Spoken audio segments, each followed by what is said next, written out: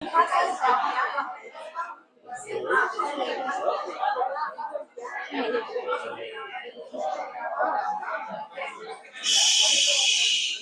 שבו.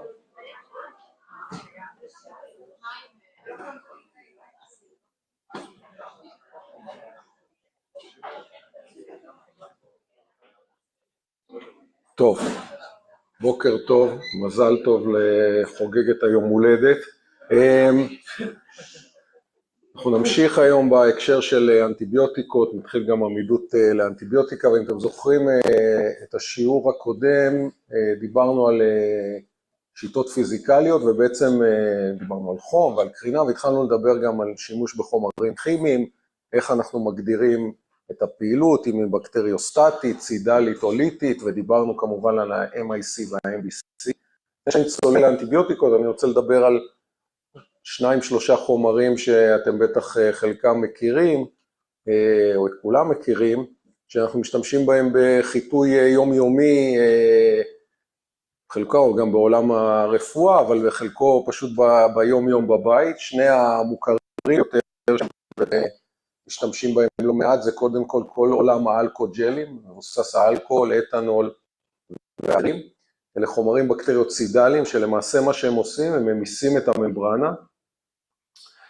הם לא הורגים ספורות, כן? מהבחינה הזאת אתה לא מקבל סטריליזציה או חיטוי מלא, אבל הם בהחלט חומרים מאוד מאוד יעילים, וכמו שאתם יודעים, כל התמיסות האלה או האלכוג'לים שאנחנו התחלנו להשתמש בהם ביתר סט בקורונה, מבוססים על החומרים האלה. אז זו דוגמה אחת לחיטוי שאנחנו מבצעים, גם של משטחים וגם כמובן של הגוף שלנו. וגורם נוסף שאנחנו משתמשים בו לא מעט זה עולם ההלוגנים, בראש ובראשונה כלור. אתם מכירים את זה מהבריכות או ההחלרה שעושים במים, או כמובן מה שקורה בבריכות. אנחנו מדברים על כלור פעיל, הכלור הזה הוא למעשה מולקולה ריאקטיבית, והמולקולה הזו פשוט תוקפת רכיבים תאיים כמו חלבונים, שומנים, DNA וכדומה, ופוגעת בהם. אחת התכונות הפחות מוצלחות של כלור, בכלל של הלוגנים, זה העובדה שהם מאוד מאוד רגישים לחומר אורגני, כי למעשה הם תוקפים אותו, אוקיי? הריאקציה הכימית של הכלור הפעיל כנגד החומר האורגני, שבמקרה שלנו הטרגט שלו הוא כמובן החיידק, גורמת להתקלות, לניצול של אותו חומר פעיל, ולמעשה הריח שאתם מריחים בבריכות, זה כבר לא הכלור עצמו, זה התגובה של הכלור עם החומר האורגני. ואחד הדברים החשובים זה שאתה צריך בעצם לנטר את הכלור הפעיל, וכל הזמן מוסיפים כלור בריכה לאור העובדה שיש הרבה חומר אורגני. דרך אגב, בעבר, הריח של החומר האורגני הנפוץ נבע מזה שאנשים היו עושים לצערנו פיפי בתוך הבריכה. היום השימוש המוגבר שלנו קרמים הגנה שמכילים תוצרים אורגניים שמתמוססים לתוך המים, מאוד מעלים את ההתקלות של הכלור. אז אלה שני חומרים, יש עוד כמובן הרבה מאוד חומרים שאנחנו משתמשים בהם בשימושים תעשייתיים, אבל אני רוצה להעביר את הפוקוס לעולם שהוא מאוד מאוד רלוונטי לנו, וזה עולם האנטיביוטיקות. ובאמת צריך להבין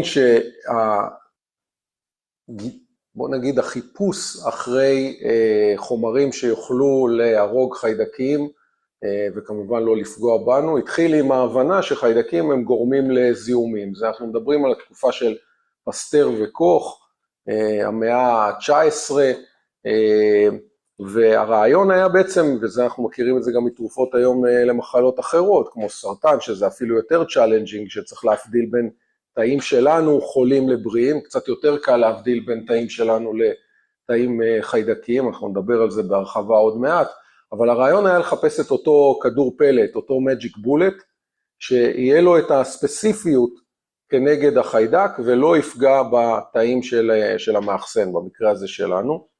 אחד האסטרטגיות הראשוניות, בגלל שעולם המיקרוסקופיה היה בתנופה, אז היה לנסות ולחפש צבנים. זאת אומרת, אנשים שעשו מיקרוסקופיה, הסתכלו על תאים, השתמשו בכל מיני צבנים שיצרו הבדל בצביעה של תא אחד מול תא אחר.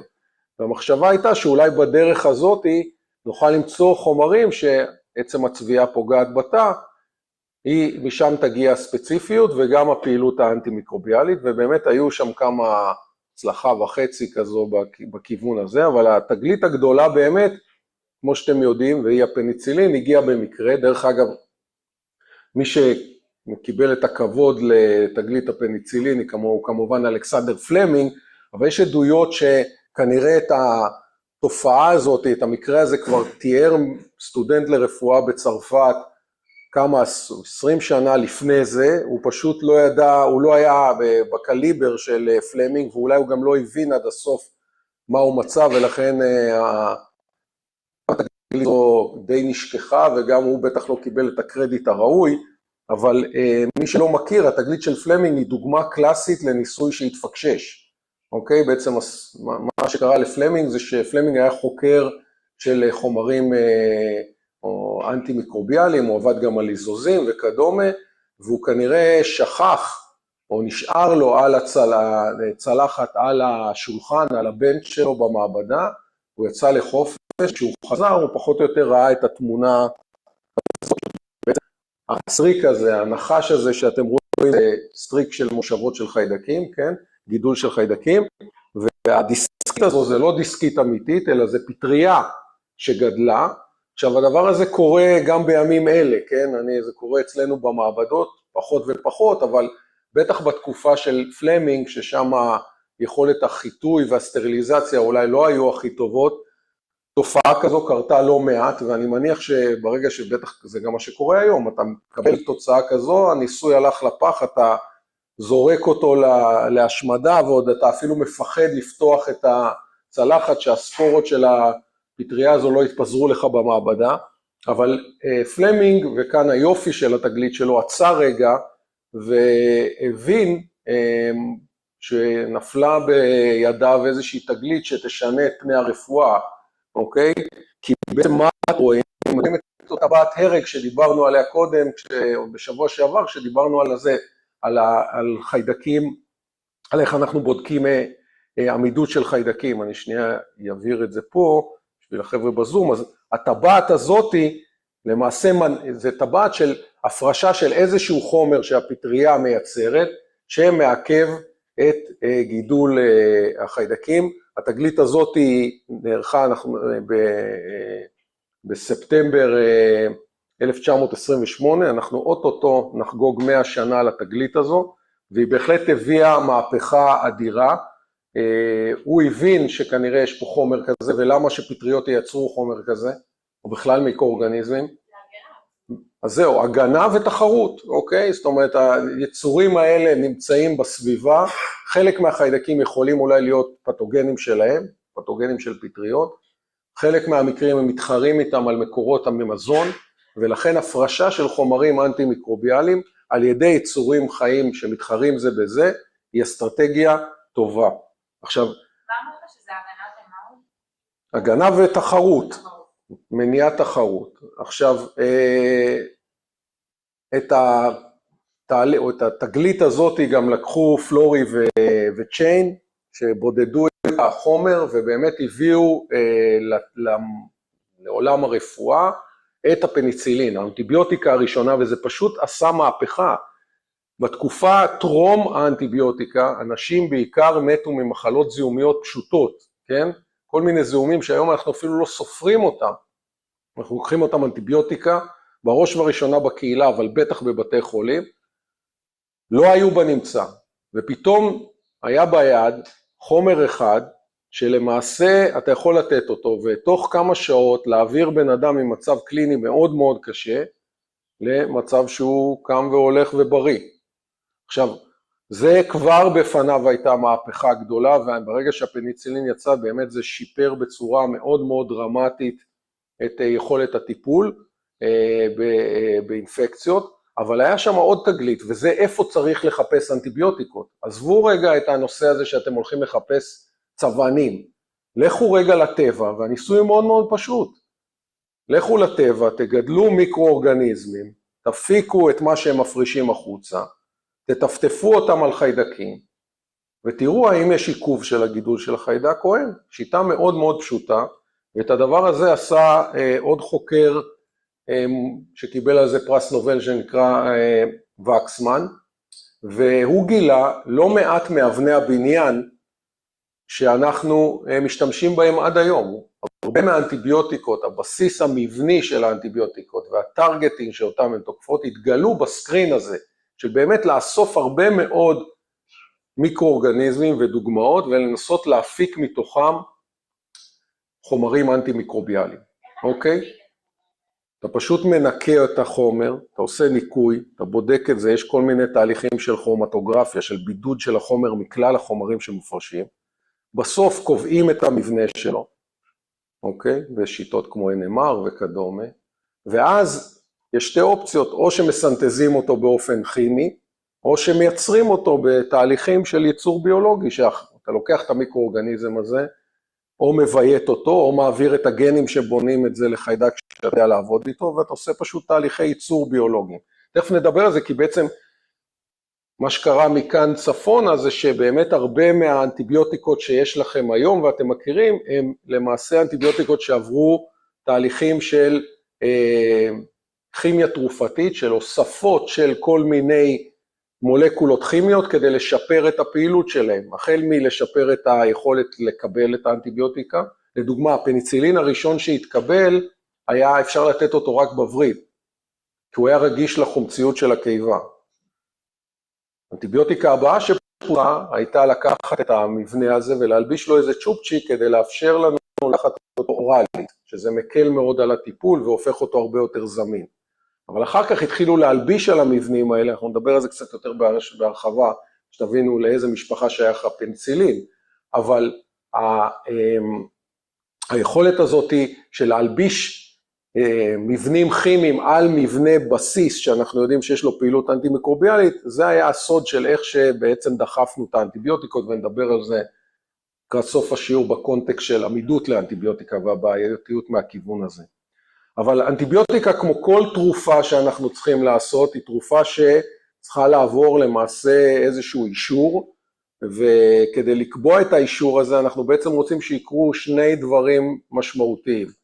הראשון זה מה שאנחנו מגדירים התרפויטיק דוז, הדוזה התרפויטיק, זה למעשה כמה אני צריך לתת מהתרופה, כדי שהיא תהיה פעילה כנגד החיידק, וזה ערך שאני רוצה שיהיה כמה שיותר, נמוך או גבוה? נמוך, אני רוצה לתת כמה שפחות כדי ולקבל אפקט כמה שיותר גדול. הצד השני זה כמובן הצד של תופעות הלוואי, וזה הטוקסיק דוז. כמה אני יכול לחשוף אתכם לתרופה, לפני שאתם תתחילו לצעוק לי הצילו. וזה אומר שאני רוצה ערך כמה שיותר נמוך או גבוה? גבוה, אני מבחינתי שאני אוכל להפציץ אתכם בכמויות של החומר הזה, והוא לא יעשה לכם שום דבר רע. אוקיי? זה החומר האידיאלי.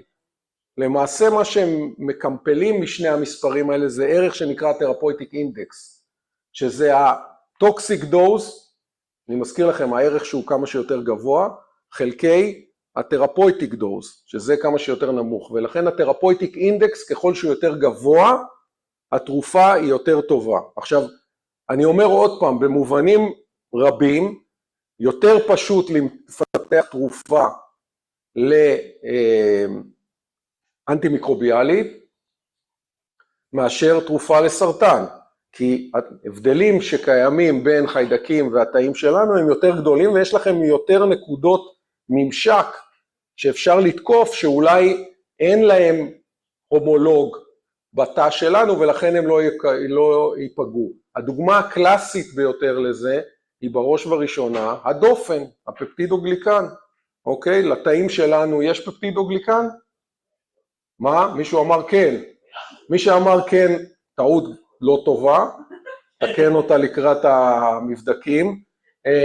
אין פפטידוגליקן לתאים שלנו, יש אותם לרוב החיידקים, בין אם הם גרם שליליים או גרם חיוביים, ולכן המשינרי, אתם תראו את זה עוד רגע, שבונה את הפפטידוגליקן לא קיים אצלנו. אחד אולי המזל הגדול שהיה לנו בתגלית הזאת של פלמינג, של הפניצילין, זה שהפניצילין תוקפת או מעכבת סינתזה של פפטידוגליקן, ולכן זה אנטיביוטיקה שיחסית יש לה תרפויטיק דוז טוב. זה נכון שיש אלרגיה לפניצילין, יש בעיות גם עם פניצילין, אני לא זה, אבל כטרגט יחסית היא נחשבת אנטיביוטיקה עם תרפויטיק דוז משמעותי, בסדר? אז יש יתרון בלפתח חומרים, או איזושהי, נקרא לזה, מדרגה יותר קלה לקפיצה בפיתוח של חומרים אנטי-מיקרוביאליים, אבל עדיין אנחנו רוצים להגיע לתרפויטיק אינדקס כמה שיותר גבוה, כן. אבל איך אני מונעת פגיעה במיקרוביום? אני לא מונע פגיעה, אנחנו ניגע בזה תכף מכיוונים אחרים. בגישות של טיפול אנטי-מיקרוביאלי, אנחנו תכף ניגע בזה באיזשהו כיוון, אז אני אענה על זה. כן. אני הבנתי נכון שבשביל תרפויטיק אינדקס אנחנו צריכים לחלק את הדוזה המקסימלית לדוזה המינימלית. את הטוקסיק דוז לתרפויטיק, נכון. אבל מה זה נותן בשביל מה צריך לדעת? כי האינדקס הזה הוא מקמפל את שתי הפרקציות האלה ביחד כדי לתת לך אינפורמציה יותר מדויקת על הפעילות. אז זה איזשהו פקטור שמבסט גם את הפעילות האנטי-מיקרוביאלית, כמה הוא יעיל, וגם את הרעילות של התרופה. מה, משווים כל מיני... כן, אתה משווה את התרפויטיק אינדקס של תקופה א' לתרופה ב', וזה נותן לך איזשהו נרמול של התוצאה הזו. כי יכול להיות שהתרפויטיק אינדקס, כי התרפויטיק דוז הוא נורא נמוך, אבל גם התרפויטיק אינדקס נורא, התרפויטיק דוז נורא נמוך, אבל גם הטוקסיק מאוד נמוך, וזה, יש לך בעיה פה. אז הנקודה הזאת היא נותנת איזשהו נרמול של הדבר הזה בהשוואה, אבל אני לא רוצה להיכנס לזה, אני לא מלמד אתכם פרמקו... אני ארצה אינדקס גבוה? כן, אתה רוצה אינדקס יותר גבוה, כי ככל שהאינדקס יותר גבוה, זה אומר שכנראה התרפויטיק דוז הוא נמוך, והטוקסיק דוז הוא גבוה. זאת אומרת, אוקיי, אתה צריך הרבה מהתרופה כדי לגרום לתופעות לוואי. בסדר? כן. זה לא בהחלט.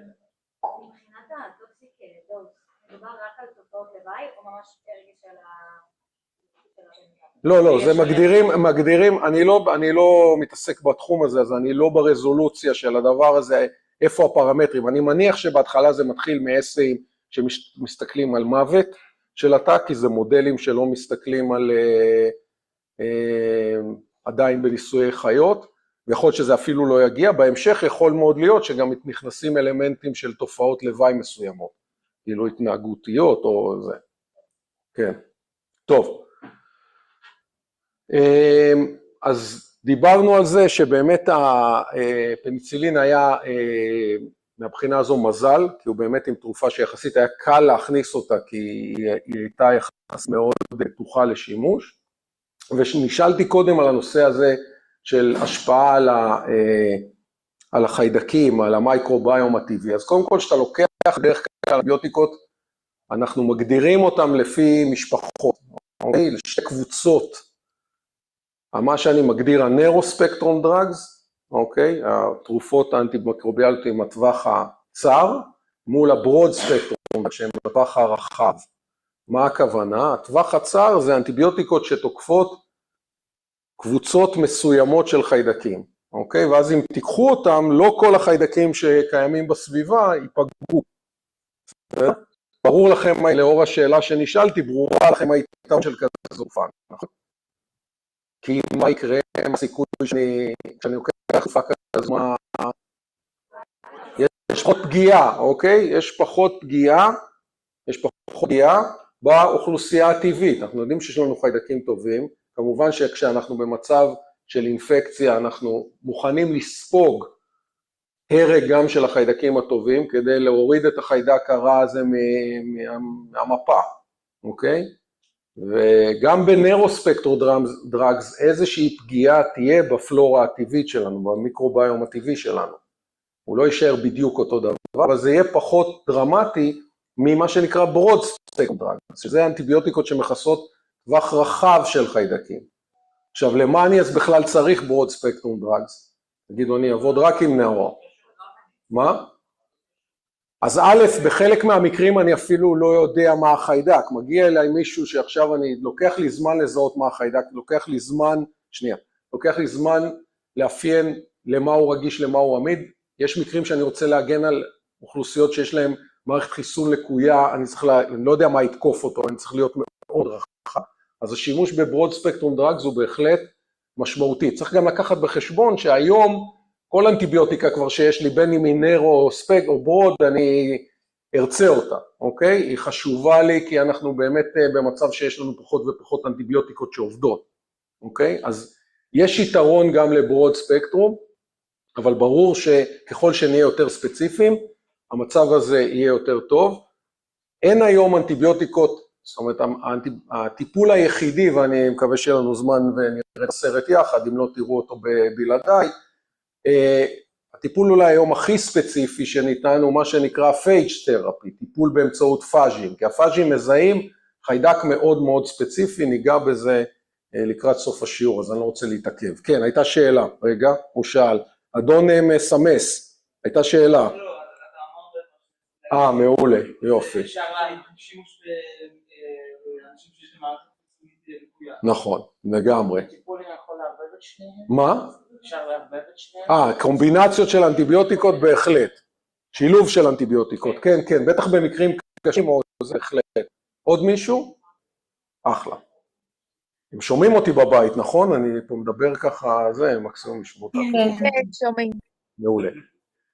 טוב, אז כמו שאמרתי לכם קודם, התחלת השימוש באנטיביוטיקות התבססה על המבנים שלמעשה בודדנו ממיקרואורגניזמים, כמו הפטריה הזאת, אוקיי? אבל מהר מאוד חברות התרופות והכימאים שעובדים שם, התחילו להתבסס על אבני בניין המרכזיות ולעשות עליהם כל מיני התמרות כימיות כדי לשפר את היעילות של התרופה. דיברתי על זה של להפוך אותה מתרופה שאפשר לתת אותה רק ורידית לזה שתוכלו לבלוע אותה, החל מזה שאולי התרופה תוכל עכשיו, נגיד פניצילין הראשון שנמצא, תחשבו, הוא עבד מאוד מאוד טוב על חיידקים גרם חיוביים. אתם זוכרים את ההבדל בין חיידקים גרם חיוביים לגרם שליליים? בסדר, אבל למה, מה עומד מאחורי הצביעה? איך נראה המבנה של חיידק גרם שלילי ושל גרם חיובי? דופן פפטידוגליקן מאוד גדולה וממברנה פנימית. חיידקים גרם חיוביים יש להם ממברנה חיצונית, פפטידוגליקן וממברנה פנימית. אז הפניצילין היה מאוד נגיש לדופן הפפטידוגליקן החשופה של חיידקים גרם חיוביים, אבל הוא לא חדר כל כך טוב כדי להגיע לאזור שבו נבנה הפפטידוגליקן בחיידקים גרם שליליים, הוא היה צריך לעבור ממברנה, מה שהוא לא צריך לעשות בחיידקים גרם חיוביים. ולכן האנטיביוטיקה פניצילין לא עבדה על חיידקים גרם שליליים. עכשיו זה לא שאין פתוגנים גרם שליליים, אז כשהם הבינו את הפוטנציאל ומה הטרגט, הם למעשה אמרו אוקיי, בואו ננסה לשנות את האנטיביוטיקה קצת, להוסיף לה כל מיני מבנים כימיים, כדי לשמור על הפעילות מצד אחד, אבל שהיא תחדור יותר טוב את הממברנה. ובאמת הצליחו לעשות את זה, אז אנטיביוטיקה פחות בשימוש, הייתה בשימוש קליני פחות, אבל מישהו אולי עובד במעבדה יתקל בה, אמפיצילין היא מהמשפחה של הפניצילינים, אבל היא מסוגלת גם לעבוד על חיידקים גרם שליליים. באיזשהו שלב המרוץ הזה היה בעיקר להתמודד עם העמידויות שהופיעו, ואז האנטיביוטיקה פיתחו עמידות לפניצילין, הוסיפו איזה צ'ופצ'יק ועכשיו זה עמיד לפניצילין, לפירוק לפניצילין, אבל זה עדיין עובד, נדבר על זה יותר בהרחבה כשנדבר על עמידות. היכולת הזאת היום מביאה לכך שהרבה מהתרופות שאתם צורכים, כן, הם מה שאנחנו קוראים סמי-סינתטיות. הבסיס שלהם הוא מבנה שמיוצר בטבע, אבל כל הדריבטים הנוספים מוספים באופן כימי. יש היום בהחלט תקווה שעם השיפור ביכולת של קביעת המבנים של חלבונים, והיום עם התוכנות שיוצאות כמו אלפא פולד, שהדיוק שלהם הוא כל כך גבוה וכבר לא דורש ניסויי קריסטלוגרפיה מאוד מאוד דרמטיים, נוכל אולי לעבור לתכנון תרופות במחשב, כאילו לקחת מבנה של חלבון שאנחנו יודעים, עוד שנייה, מבנה של חלבון שאנחנו יודעים שהוא ייחודי, אוקיי? ולנסות ולהצמיד או לתכנן תרופה ספציפית שתעכב את הפעילות שלו.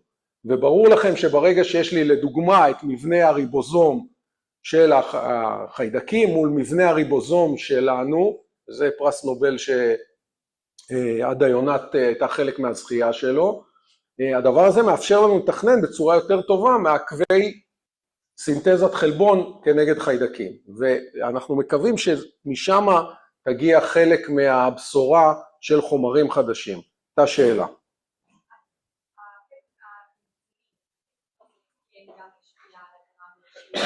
הוא לא השפיע, פניצילין לא משפיע.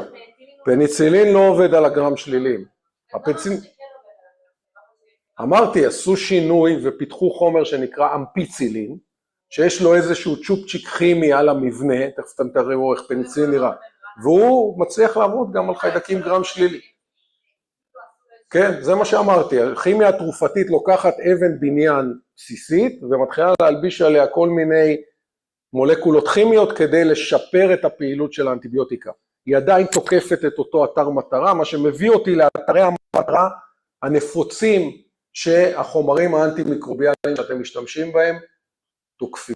ואנחנו מכירים 5 טרגטים נפוצים, יש הרבה מאוד חומרים שתוקפים אותם, והם חלקם מאותה משפחה, חלקם ממשפחות אחרות, אבל הטרגטים הם פחות או יותר הטרגטים האלה.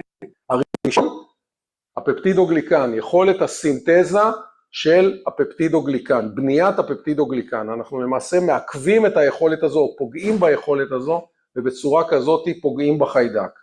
אז זה דבר אחד, וכמו שאמרנו, הפפטידוגליקן הוא ייחודי לחיידקים, לא קיים בתאים שלנו, אז זה מאוד מאוד עוזר לנו לחפש תרופות על מסלולים שהם ייחודיים בחיידק, ולא קיימים אצלנו. הטרגט השני, סינתזת חלבון, אוקיי? זה נבנה על השוני במבנה הריבוזום, כמו שאמרתי לפני דקה, עם עדה יונת. יש הבדלים באיך שלשני, גם לנו וגם לחיידקים יש ריבוזום. ריבוזומים, שני התאים, סוגי התאים האלה, התאים שלנו ושל חיידקים, צריכים לסנתז חלבונים, אבל הריבוזומים בנויים מספיק שונה, כדי שאני אוכל לפתח חומר שיעכב את הפעילות של הריבוזום הבקטריאלי, אבל לא יעשה את העיכוב הזה בצורה משמעותית על הריבוזום שלנו. עדיין אני עובד על אותו טרגט, כן? סינתזת חלבונים, בכל מיני כיוונים, ולכן התרפויטיק אינדקס בדרך כלל של התרופות האלה, הוא בדרך כלל פחות טוב ממה שאנחנו מכירים לעולמות של מניעת סינתזת דופן, אבל עדיין רלוונטי. דבר נוסף זה נושא חומצות גרעין, אני אציג לכם דוגמה אחת של זה, שמתבססת על הבדלים באיך בנוי ה-DNA בין חיידקים לבין תאים שלנו, ויש מולקולות שמעכבות פעילויות אנזימטיות שחשובות להבדלים האלה, ובצורה כזו הן ספציפיות לחיידקים ולא אלינו. ודבר נוסף זה פגיעה בממברנה של החיידק. שוב, ממברנה זה כמובן משהו שיש גם לתאים שלנו, אז איך נעשית הבדל, איך חומר מבדיל בין ממברנה של תאים שלנו לבין ממברנה של חיידק, מזכיר חומר אחד כזה ואיך זה מתבצע. והדבר האחרון זה פגיעה במסלולים מטאבוליים שקיימים במיקרואורגניזמים, והם חיוניים לאותו מיקרואורגניזם. כן, אתה צריך לפגוע במשהו שהוא חיוני, כי אם זה לא חיוני, גם אם תעכב אותו, אז לא עשית כלום. אז פגיעה במנגנונים מטאבוליים, ושלא קיימים אצלנו, ולכן זה לא יפגע בנו. המסלול המטאבולי הזה לא קיים אצלנו, ולכן גם אם נעכב אותו, אין שום בעיה. זה בהחלט תחום מעניין, ואני אתן דוגמה לזה. הייתה פה שאלה, כן. כן, כל הדבר היה בסופו של דבר, כל הזמן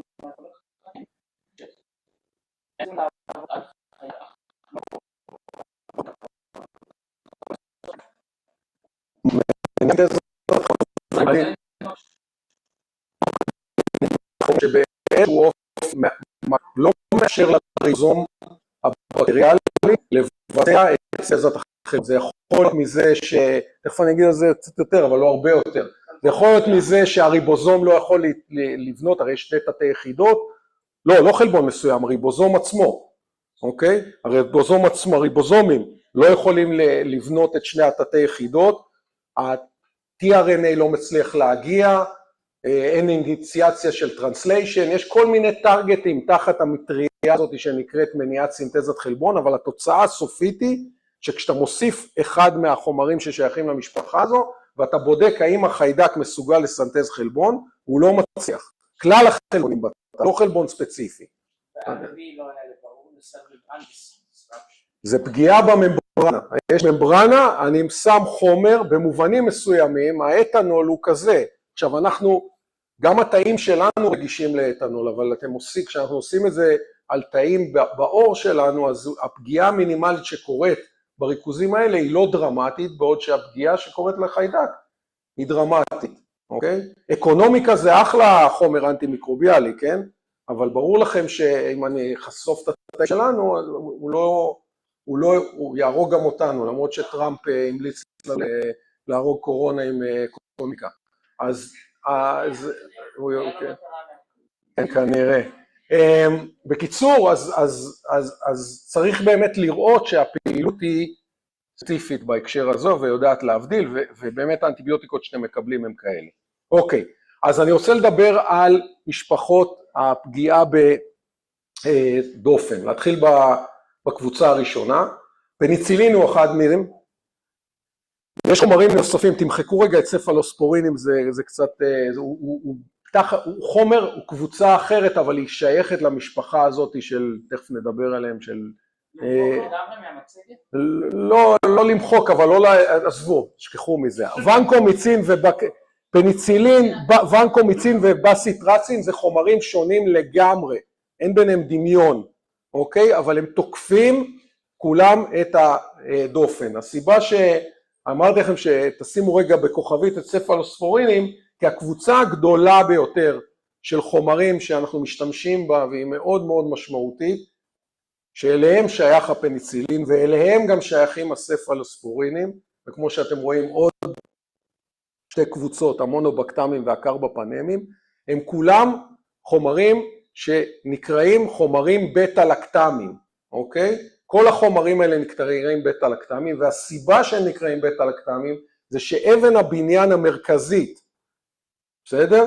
שבונה את החומרים האלה, היא טבעת בטא-לקטמית, שזה דחיסה של ולין וציסטאין, אוקיי? וזה אבן הבניין הבסיס שחשובה לפעילות האנטי-מיקרוביאלית, ולכן לכל האנטיביוטיקות הבטא-לקטמיות יהיה מבנה כזה של טבעת בטא-לקטמית, והוא גם חיוני לפעילות.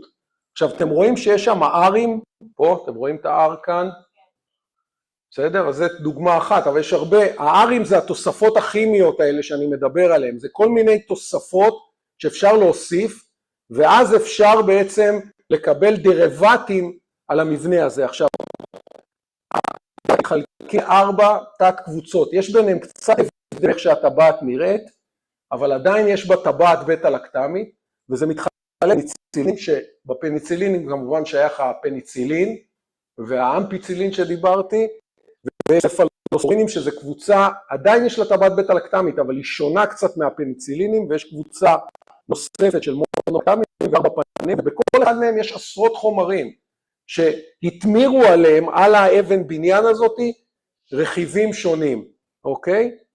אז הקרבפנמים דרך אגב, אלה נחשבים היום האנטיביוטיקות ה-last resort, אוקיי? אנטיביוטיקות מסוג קרבפנם, בגלל הבעיה שההולכת של עמידות לאנטיביוטיקה, אלה אנטיביוטיקות שרוב הסיכויים שלא תקבלו אותם בקהילה, תקבלו אותם רק בבית חולים במקרים קשים, וכשאנחנו רואים עמידות ויש אותה, ונדבר על זה עוד מעט, העמידות הקשה ביותר שאנחנו מדברים עליה, שכבר מבטאת עמידות לכל הבטא-לקטמים, היא עמידות לקרבפנם, אוקיי? חיידק שהוא עמיד לקרבפנם, בעצם אי אפשר לטפל בו יותר בבטא-לקטמים. אוקיי? אי אפשר, הוא עמיד לכל החיידקים שהם קרבפנם רזיסטנט, הם כבר מראים עמידות לכלל הבטא-לקטמים, תכף אני אדבר בהרחבה על עמידות, אז אני לא אתעכב על זה כרגע, אוקיי? אבל מה שחשוב בנקודה הזאת, זה שכן אם החיידק עמיד לבטא-לקטם, אוקיי? אני עדיין יכול לטפל בו בחומר כמו ונקומייצין, אוקיי? כי ונקומייצין זה חומר כימי אחר, הוא תוקף, אמנם את הסינתזה של פפטידוגליקן, אבל הוא חומר כימי אחר, ולכן העמידות לא בהכרח מחייבת, עמידות לבטא-לקטם, לא בהכרח מחייבת שתהיה עמידות לוונקומייצין. אתם תראו שזה קצת יותר מסובך מאיך שאני מפשט את זה כרגע, אבל בגדול תבינו שהחומרים האלה הם כולם עם הבטא-לקטם, ונקומייצין והבסיטרייסין הזה אין להם בטא-לקטם, אוקיי? אבל הם עדיין תוקפים את אותו בנייה וסינתזה של פפטידוגליקן. עכשיו, מה עושים, מה הבטא-לקטם, כן?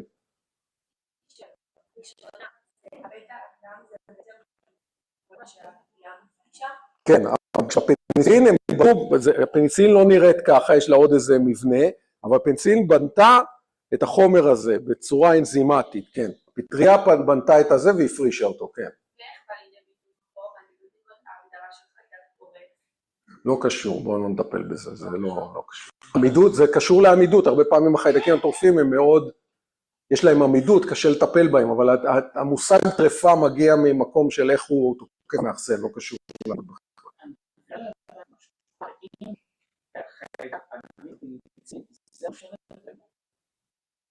חיידק לפיניקס, אז תכף אני אדבר על האנטיביוטיקה, תנו לי, שנייה, אני אגיע לעמידות, אז בואו נשאיר את השאלה הזו במקום, בסדר? תכף נדבר על זה.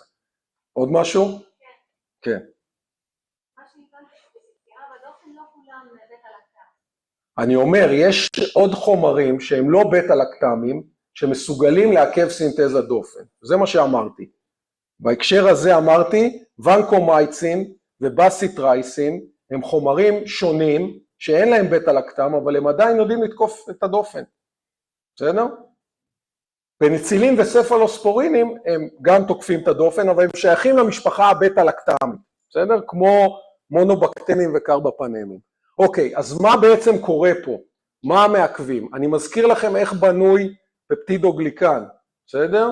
פפטידוגליקן בנוי משרשראות, שבכל שרשרת יש לנו נגנם, ואתם יכולים, דיברנו על זה שאנחנו בונים את השרשראות האלה, אבל כדי לייצר חוזק מבני, אנחנו צריכים לחבר בין השרשראות. אתם זוכרים, נתתי לכם את הדוגמה של חבלי כביסה מול רשת, נכון? איך נוצר החיבור הזה? החיבור הזה נוצר על ידי שיירים פפטידיים, שהם מתחברים בין שרשראות קרובות, ואז נוצר הרשת הזאת. עכשיו, מי שעושה את החיבור הזה, זה אנזים שנקרא טרנספפטידז. עכשיו, מה בעצם קורה? חיידק קיים, יש לו דופן, בסדר? ברגע שהדופן שלו קיימת, תוסיפו לו אנטיביוטיקה, לא יקרה לו כלום. תוסיפו לו בטא-לקטמים מכל אחת מהמשפחות האלה, זה לא יעשה לו כלום. כל עוד החיידק לא מתחלק, החומר הזה לא מסוגל לפרק דופן קיימת. אז איך הוא עובד? בשביל שהחיידק יעשה לנו נזק, זה שהוא נכנס והוא לא גדל, זה בסדר, זה מבחינתנו סבבה.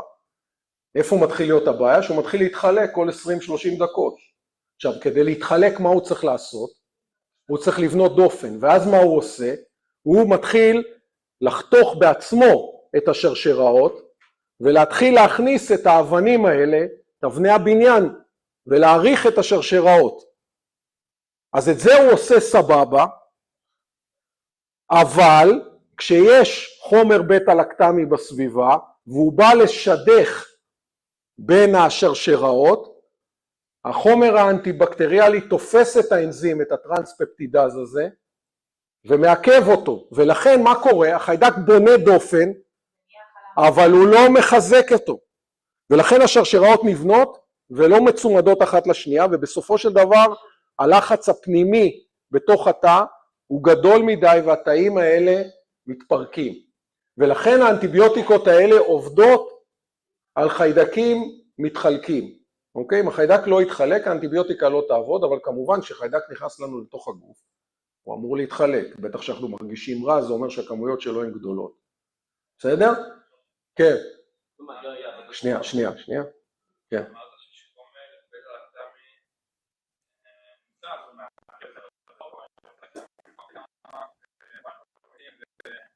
אז ונקומייצין, אני בכוונה לא נכנס לרזולוציה, ונקומייצין בדיוק את אותו אספקטיבציה, אבל באופן, בגלל שאלת אני אגיד, הוא לא מערב ישירות את האנזים פניצילין. אומרים, הפניצילין ממש נקשר לאנזים עצמו, הוא נקשר לסובסטרט, הוא מכסה את הפפטיד, אז התוצאה היא אותה תוצאה, אתה לא מסוגל לעשות את החיבור הזה. בסיטרייסין הוא בכלל מקשה על בניית השרשרת, אוקיי? זאת אומרת, החיידקים חותכים את עצמם, ולא מצליחים להביא אבני בניין, אז הם נשארים עם שרשראות חתוכות, בסדר? אז שם בכלל לא מגיעים לשלב שצריך טרנספפטידציה, כי פשוט הם מקבלים פגיעה בבנייה של השרשרת עצמה. אז זה קצת הבדלים, לא רציתי להיכנס לרזולוציה הזו פה. כן. זאת אומרת שחיידקים שמתחלקים אותם, אבל אם, כלומר, חיידקים שכבר סיימו את החלוקה שלהם ולא ממשיכים להתחלק, הוא לא יעבור אותם? לא, אבל חיידקים שלא מתחלקים והפסיקו להתחלק, אז סביר להניח שהגוף שלך יצליח להתגבר עליהם, כן? ואנקומייצין זה עוד אנטיביוטיקה מסוג אחר, לא בטא-לקטמית, שמעכבת סינתזת דופן, אוקיי? אז אלה החומרים, ובעצם העיכוב הוא דרך בעצם מניעת הטרנספפטידאז. תכף נדבר על המידויות כי זה מאוד רלוונטי. אוקיי, אז שאלות על עולמות העיכוב סינתזת דופן, בהקשר של בטא-לקטמין. משהו לא ברור? כן. מה? אז עזוב, לא משנה, לא ניכנס לזה, חבל לי כרגע על זה שמספיק להסביר. מה? אוטוליטיק זה, טוב נו, זה פה, עם חי זה. מה למחוק? תופעה מעניינת שקורית זה שחלק מהחיידקים כשהם מרגישים שיש להם פגיעה בדופן, הם מפעילים מנגנוני מוות עצמיים ומפוצצים את עצמם. אחת הסברות, זאת אומרת הם כאילו, אתה מתחיל את הטיפול והם דוחפים את עצמם להרג יותר מהר ממה שהאנטיביוטיקה עושה את זה, אוקיי? אחת החשיבות שחושבים שהאסטרטגיה הזאת היא עובדת, מבחינת החיידקים זה שהם מנסים אולי להעלות את הלחץ, ברגע שאתה מתפוצץ ומשתחרר התוכן התאי שלו, הלחץ האוסמוטי אולי בסביבה מתחיל לעלות, כי יש יותר אוסמולטים מתוך התא שהשתחררו, ואז זה איזשהו ניסיון נואש להקל על האוכלוסייה שעכשיו צריכה להתמודד עם לחצים אוסמוטיים, אז הסביבה היא קצת פחות לוחצת אותה מהבחינה הזו, והדבר הזה בהשוואה למה שקורה בתוך התא, ולכן מנגנוני עמידות ראשוניים לפעמים זה פגיעה באוטוליזה הזאת, זאת אומרת חיידקים לא מפוצצים את עצמם מהר כל כך, כדי לנסות להקל על התהליך, להכיל שלהם, ואז אתה רואה איזשהו מנגנון עמידות, אבל לא צריך להיכנס לרזולוציה הזו פה. אוקיי, עכשיו סינתזת חלבון, אז אמרנו, כל התאים צריכים לסנטז חלבון, והמשינרי שיודע לעשות את זה, זה כמובן הריבוזומים והם הטרגט, ובאמת אנחנו מדברים על סדרה של חומרים ממשפחות שונות וסוגים שונים, טטרציקלינים ואמינוגליקוזידים ואחרים, שלמעשה מעכבים את התהליך הזה של הטרנסליישן, של התרגום, בין אם זה איך שהתתי יחידות נבנות, או איך שה-tRNA מביא איתו את חומצת האמינו, או האיניציאציה בכלל של התהליך, כל אחד מהחומרים האלה הוא רלוונטי וחשוב. התרפויטיק אינדקס של החומרים האלה הם יחסית פחות טוב, שוב, בגלל שגם לנו יש את התהליכים האלה, בסך הכל תהליכים שמורים יחסית, אבל בהחלט אנטיביוטיקות חשובות. אני אגיד שקורה דבר מעניין, וזה בהקשר של עמידות לאנטיביוטיקה, אנחנו מוצאים את עצמנו היום, חוזרים לאנטיביוטיקות שיחסית התרפויטיק אינדקס שלהם נמוך, והסיבה היא שהאנטיביוטיקות האלה למעשה לא השתמשנו בהן, כי היה לנו אופציות יותר טובות, אבל האנטיביוטיקות שהשתמשנו בהן נהיו עמידות, נהיה להם עמידות, ואנחנו הולכים חזרה לבייסמנט, למחסנים, מוציאים אנטיביוטיקות שכזה היו על הגבול, כדי לחזור להשתמש. אז אחת האנטיביוטיקות שלדוגמה היום, כשיש עמידות כזו גורפת של קרבפנם, מה שאמרתי שאתה לא יכול להשתמש בבטא-לקטמים בכלל, וגם בדרך כלל יש עמידות לוונקומייצין במצב הזה וכדומה, זה לעבור לסינתזת חלבון, ויש איזו אנטיביוטיקה שכאילו החיידקים הכי עמידים עוד מראים רגישות אליה שנקראת ג'נטמיצין, אבל היא מאוד טוקסית, צריך לתת אותה במינונים מסוימים, ולבדוק את המינון כדי לא באמת לפגוע במטופל, אז זה רק מראה לכם עד כמה אנחנו בשוקת שבורה בנושא הזה, וגם ניגע בזה תכף בהקשר של עמידות. כן.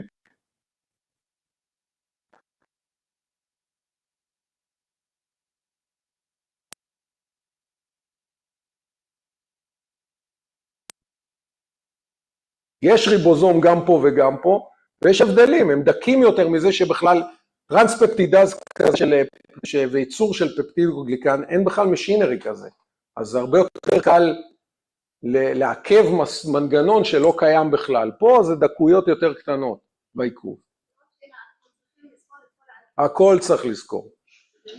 לא אמרתי עוד אף אנטיביוטיקה, רק אמרתי כמה קטנות, אנחנו נדבר על מה אתם צריכים לזכור ומה לא שנגיע. אוקיי, עכשיו נדבר על שני טרגטים נוספים, אחד זה נוקלאיק אסיד, אז שוב, גם כאן יש מגוון רחב, אני רוצה לתת רק דוגמה אחת, משפחה של חומרים שהיא מאוד נפוצה, אולי חלקכם שנסעו לטיול במזרח קיבלו, או בדרום אמריקה קיבלו את זה ככה כאנטיביוטיקה, נקראת סיפרופלקססין, היא משפחה שנקראת חומרים שנקראים קווינולולים, והם למעשה מתבססים על אנזים שמעכב את אחד מהתהליכים החשובים של שחרור הסופר הליקס של חיידקים. אז חיידקים, ההבדל הדרמטי, מעבר לזה שלחיידקים יש גרעין ולתאים שלנו אין, גם הגנום הבקטריאלי הוא מעגלי, אוקיי? והכרומוזומים שלנו הם ליניאריים, לא רק שהם מעגליים, הם גם מסובבים על עצמם, אוקיי? הם מכניסים לאיזשהו סופר קוילינג כזה. האנזים שאמור, עכשיו כשאתה רוצה לשכפל את ה-DNA של החיידק, או אפילו לבטא מאזורים מסוימים, גנים מסוימים, אתה צריך לפתוח את הבלגן הזה, אוקיי? את הסופר קוילינג המטורף הזה. ומי שעושה את זה זה אנזים שנקרא טופואיזומרז, אוקיי? אז קווינולונים מעכבים את האנזים הזה, אין את האנזים, את הפעילות האנזימטית הזאת, אין אצלנו, כי ה-DNA שלנו הוא לא מעגלי, אוקיי? ולכן הפונקציה הזו לא קיימת, וזה טרגט מאוד מאוד יפה, שם אחר זה מה שכתוב פה DNA ג'יירס, אז זה או טופואיזומרז או DNA ג'יירס, זה שונות בין גרם חיוביים וגרם שליליים, הפעילות האנזימטית שלו היא לאפשר לשחרר את המבנה הזה, אוקיי? וזה מפריע, ברגע שאתה מעכב את האנזים, החיידק לא מסוגל לא לעשות רפליקציה, לא מסוגל לבטא חלבונים, לא בגלל שהמשינרי של הריבוזום מעוכב, אלא כי הוא לא מסוגל לייצר מסנג'ר RNA, האזורים שהוא צריך לבטא לא חשופים ל-RNA פולימרז כדי לבטא אותם, אוקיי? אז התוצאה הסופית היא שלא נוצרים חלבונים, אבל זה לא כי אתה מעכב את סינתזת החלבון, אתה מבטא את ביטוי הגנים כתוצאה מהדבר הזה. אז זה דוגמה לעולם עיכוב חומצות גרעין, יש עוד טרגטים, אני לא נכנס אליהם. אני חושב שממברנות, כאן זה טריקי, אנחנו למעשה מחפשים חומרים שידעו להבדיל בין ממברנה שלנו לבין ממברנה בקטריאלית. אחד החומרים שאנחנו משתמשים בהם נקרא פולימיקסין, הוא פשוט נכנס ומחורר את הממברנה, בצורה כזאת בעצם אתה פוגע מאוד בתא, אוקיי? חומר, אולי שמעתם עליו, נקרא קוליסטין, אז איך הוא מבדיל? איך החומר הזה, זה בדרך כלל חומרים אמפיפטיים, יש להם צד הידרופובי שנכנס לממברנה וצד הידרופילי שנפתח כאילו לסביבה, ובצורה כזאת אתה ממיס, מחורר, מה זה לחורר? זה להמיס את הממברנה. אז מבדילים. מסתבר שזה מאוד מאוד מעניין, אבל הפולימקסינים, כדי להיכנס באופן יעיל לממברנה, צריכים מולקולה שנקראת LPS. איפה נתקלנו ב-LPS?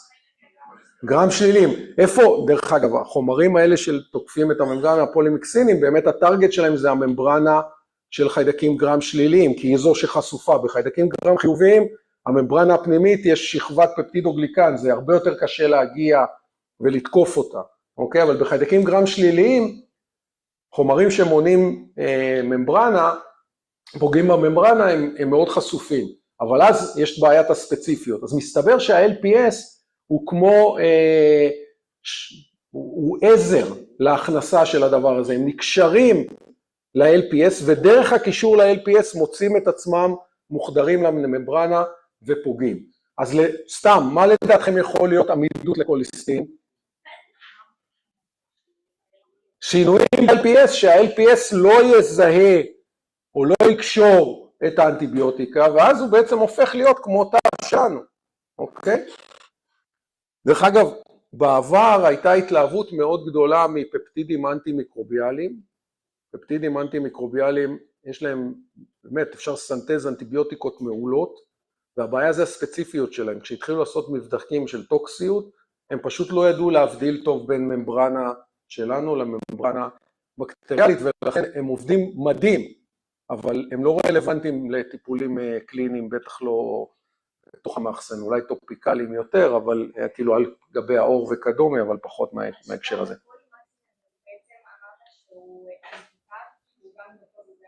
נכון, הם בדרך כלל חומרים שכאילו גורמים להמסה של הממברנה, אוקיי?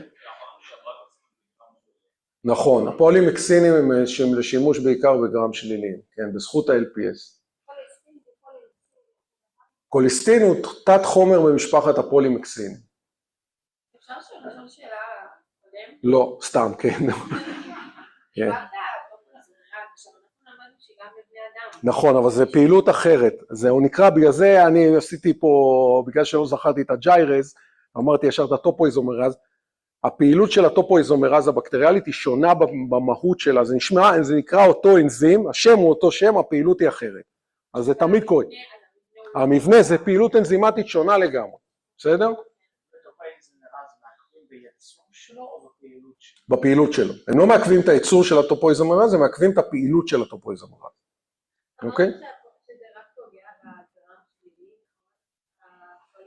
הפולימקסינים כן. נכון, אבל במקרה הזה אין ל-LPS, אז החומרים האלה לא פעילים אליה בצורה יעילה. לא, גם חיוביים אין LPS. אופה, מצאנו פה עוד חורבה, זה להתכונן. אין LPS, LPS רק לחיידקים גרם שליליים, בממברנה החיצונית. נכון, נכון, במקרה הזה נכון. אוקיי, הקבוצה האחרונה היא מאוד מעניינת, וזו גישה שיש עליה היום הסתכלות מחודשת, וזה האנטי-מטאבולייטס. זאת אומרת, לחפש מסלול שהוא חיוני בחיידקים, אבל הוא לא קיים אצלנו. הדוגמה הקלאסית ההיסטורית היא תרופות שנקראות תרופות סולפה. תרופות הסולפה מעכבים סינתזה של חומצה פולית, אוקיי? חומצה פולית היא מאוד מאוד חיונית ברמה הביוכימית, כן? היא בסיס לחומצות גרעין ולדברים נוספים. עכשיו, ברור לכם שגם אנחנו צריכים חומצה פולית, אוקיי? רק שההבדל הוא מה קורה, איך אנחנו מקבלים חומצה פולית? מבחוץ. אנחנו לא מייצרים חומצה פולית, אנחנו מקבלים אותה בתזונה. חיידקים בנויים ככה שהם מייצרים לעצמם את החומצה הפולית, ולא קולטים אותה מהסביבה. ולכן אנטיביוטיקות שמעכבות סינתזה חומצה פולית, יעכבו את גידול החיידקים. יחד עם זאת, ברור לכם, שאם חיידקים ימצאו את הדרך מה לעשות, בטח בסביבה של מאחסן, לקבל את זה מבחוץ, אז יש מצב שהם יצליחו להתגבר על העמידות הזו, או כמובן לפתור את זה בדרכים אחרות, ניגע בזה קצת בהמשך, מה זה עמידות לאנטיביוטיקה בכלל.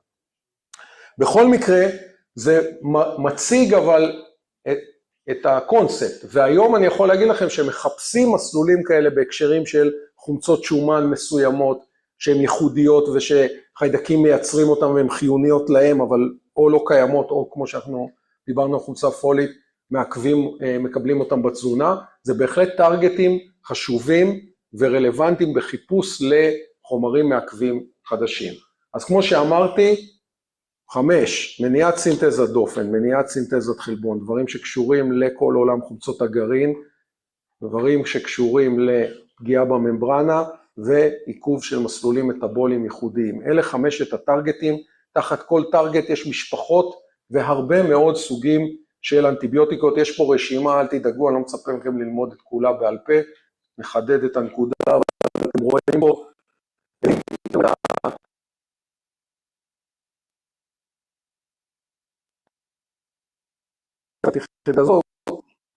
רשימה קצרה וקטנה של עולם האנטיביוטיקות. עכשיו, עולם האנטיביוטיקות זה שוק אדיר, אדיר, שהמדהים הוא שבערך 50% ממנו בכלל לא הולך אלינו, אלא מטפל בכל נושא החקלאות, בעיקר עולם משק החקלאים, פרות, דירים, כל העולם הזה, וזה חומרים שהם לא אותו דבר בדיוק, אבל א', הטרגטים זהים, אבל זה עדיין תוקף את הטרגטים שדיברנו עליהם, וחלקם זה אותם משפחות של חומרים, אוקיי? יש בו חומרים בטא-לקטמים שמשתמשים בהם לעולם הבקר והחקלאות, ובאמת אחת הבעיות הקשות של מה שקרה לנו בתור המין האנושי, זה שהתחלנו ממקום שאם אתם מסתכלים בתחילת המאה הקודמת, שלא היה לנו אנטיביוטיקה ואנשים בעיקר מתו מזיהומים, ואז התגלתה אנטיביוטיקה ובאמת התחיל תור זהב, בטח עם התגליות של וקסמן שפתאום גילה עשרות חומרים ולא מעט אבני בניין שאפשר לשחק איתם, ולמעשה התפתחה התחושה שהנושא של טיפול במחלות זיהומיות הוא פרק שהאנושות פתרה אותו. צריך גם להגיד, תוחלת החיים עלתה והתחילו להופיע מחלות נוספות שפחות ידענו או היינו ערוכים לטפל בהן, בעיות במערכת הלב, סכרת, סרטן, כל הדברים שעולים כשאתה חי לאורך זמן, ובטח בסביבה פחות בריאה, והשיפט זז לזה, ובאמת יש אפילו ציטוט של מנכ"ל משרד, זה נקרא סרג'ן ג'נרל בארצות הברית, בשנות ה-60, שהוא אומר, אנחנו סגרנו את הסיפור עם מחלות זיהומיות, יש לנו את כל הכלים, גם פתחו את עולם החיסונים, הייתה באמת תחושה מאוד מאוד חזקה, קשקוש, לצערנו היום זו אחת הבעיות הבוערות באמת של הרפואה, היא כאילו, היא לא בדיוק מתחת לרדאר, אבל היא לא מספיק מעוררת את הבעלה הנדרשת, למרות שאנחנו נמצאים פחות או יותר בתוך או בכניסה למה שקוראים היום גופי הבריאות העולמיים, שגם הם חוטפים מכה עם כל מה שקורה בעולם היום, הפוסט-אנטיביוטיק ארה. זאת אומרת, אנחנו חוזרים למצב טרום הפניצילין. זה לא רחוק משם כבר היום. יצאו לא מעט דוחות, האחרון שבהם פשוט יצא כמה חודשים לפני הקורונה, אז הוא נעלם טיפה, וזה הטייט הוא בעצם אמר, תשמעו, זה ממש קריאת השכמה האחרונה, לפני שאנחנו נתעורר בעוד איזה 15-20 שנה, שגורם התמותה מספר 1, יהיה שוב infectious diseases, אוקיי? אנחנו מדברים על עשרות מיליונים של אנשים, זה יהפוך את הקורונה לפיס אוף קייק, זאת אומרת, אנחנו פשוט לא נוכל לעשות דברים א', אתם תתחילו לא לחיות מזיהומים פשוטים בקהילה, שעד היום אנחנו, כל לכם יש לדלקת את דרכי השתן, אתם לוקחים אנטיביוטיקה וזה נפטר, פתאום לא יהיה מה לקחת, זה יעלה לכם לכליות ומשם זה יידרדר, תוסיפו לזה שהרבה מהטיפולים שאנחנו עושים בבתי חולים מתבססים על היכולת לתת אנטיביוטיקה בין כחומר מגן או כטיפול לזיהום. הדבר הזה הוא דרמטי. עכשיו, אחד השינויים הגדולים שהדוח הזה ניסה לעשות, שוב, זה הקורונה לטוב ולרע, אני חושב שבמובנים מסוים לטוב, כי פתאום ראו איפה הבעיה הגדולה של האנושות כנראה, לא שהיא לא תהיה גם סרטן וכדומה, אבל היא תקה הרבה יותר בעולמות תוכן של infectious diseases, בין אם עוד איזה פעמים, אם זה וירוס או בכך עמידות לאנטיביוטיקה. אבל זה לא רק מספרים שעשרות מיליונים, זה עלות, הם שמים טאג כלכלי, שזה יביא למשברים בגודל של מה שקרה ב-2008, וכמובן המשבר בתחילת המאה הקודמת, העומס הכלכלי על מערכת הבריאות, אוקיי, יהיה אדיר עם עלויות ועם קושי באמת אמיתי לטפל. עכשיו, למה אני אומר שאנחנו פשוט טמבלים?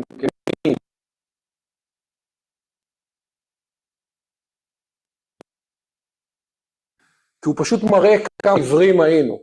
מה שאתם רואים מצד ימין זה מתי האנטיביוטיקה נכנסת לשוק, ומשמאל מתי מופיעה עמידות. אז תראו, עוד לפני שהכנסנו את פניצילין לשוק, כבר ידענו שיש עמידות. עכשיו, למה שתהיה עמידות לפניצילין? האנטיביוטיקה הזו כבר קיימת בטבע מיליוני שנה עוד לפני שגילינו אותה, ומיקרואורגניזם שחיו בצמידות לתרופה הזו, היו צריכים לפתח איזושהי יכולת להתמודד, אז הם פיתחו. זה נכון שהעמידות הזאת עוד לא זלגה לחיידקים שפוגעים בנו, אבל זה רק עניין של זמן ברגע שהיא מתגלה, ותכף נדבר על הציר הזה שמעביר את העמידות מכאן סביבה חזרה אלינו. אבל שימו לב, איך שנכנסים אנטיביוטיקה, תלוי בזמן, אבל בטח תוך 5-10 שנים, והיא לא רלוונטית. מה זה לא רלוונטית? זאת אומרת, היא עדיין אפשר להשתמש בה, לא הכל החיים בה. אבל לפי העמידות, חלון השימוש התחיל, נסגר פחות או יותר, וזה, אנחנו התחלנו בהמון התרגשות מזה שהיה לנו המון חומרים בארסנל, גם סוגים שונים, וגם אפשר היה להתמיר אותם. אז הנה, אוקיי, נהיה עמיד לפניצילין, נוסיף את הצ'ופצ'יק הזה, ועכשיו החיידק לא יודע לפרק את הפניצילין, והיא עדיין עושה את העבודה. וככה היה כל הזמן חתול ועכבר כזה של הם נהיים עמידים, ואנחנו קצת משנים לפתע. באיזשהו שלב, כן, אל תשכחו, יש לך איזה טבעת בטא לקטמית כזו, אני לא יכול להלביש עליה איזה פיל, שהחיידק לא יוכל לזהות אותה, כי הפיל הזה יפריע לאנטיביוטיקה, הזו מה לעשות? להיקשר, נכון? אז באיזשהו שלב נגמר לך האופציות האלה של כימיה תרופתית, של המשחקים האלה של ההטמעות. אתה חייב לבוא עם אבני בניין חדשים. עכשיו זה הקרס, זה הכללה של העולם הזה. אף אחת, אנטיביוטיקה היא לא בלוקבאסטר דרג, כן? זה לא תרופה לשומנים בדם, וזה לא תרופה, לא טיפול בעונות וכל מיני כאלה, שאתה יודע שהצריכה של זה תהיה קבועה. היום אתה מפתח אנטיביוטיקה חדשה, זה עולה כמו לפתח כל תרופה אחרת, אבל היא נכנסת לכספת, ובצדק. כי אם אני אתחיל להשתמש בה, מה מתחיל?